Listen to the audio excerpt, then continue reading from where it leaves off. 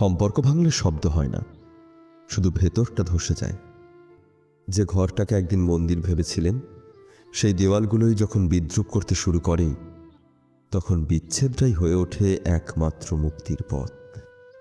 Divorce মানে কেবল একটা আইনি বিচ্ছেদ নয়, এটা হলো একটা মানুষের পরিচয় বদলে যাওয়া।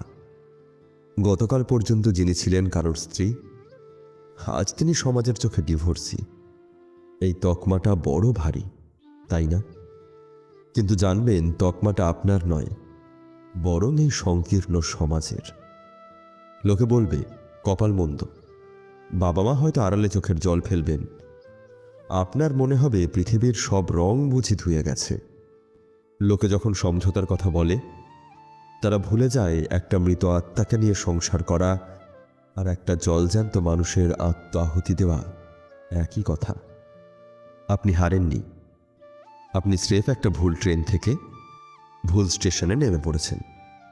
এর মানে এই নয় যে আপনার যাত্রা শেষ, এর মানে হলো আপনার গন্তব্য অন্য কোথাও, অনেক বেশি সুন্দর কোনো জায়গায়। ডিভোর্সের পরের এই সময়টা আসলে নিজের সাথে প্রেম করার সময়।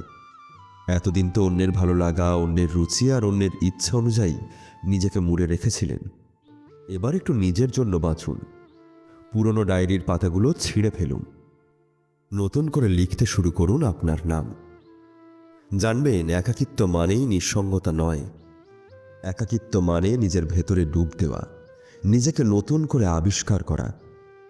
আপনি অসম্পূর্ণ নন, আপনি নিজেই এক সম্পূর্ণ পৃথিবী। বসন্তের ফুলগুলো ঝরে যায় বলেই তো নতুন পাতা গজায়। আপনার জীবনেও এই শূন্যতা এসেছে নতুন কোনো প্রাচুর্যের বার্তা নিয়ে।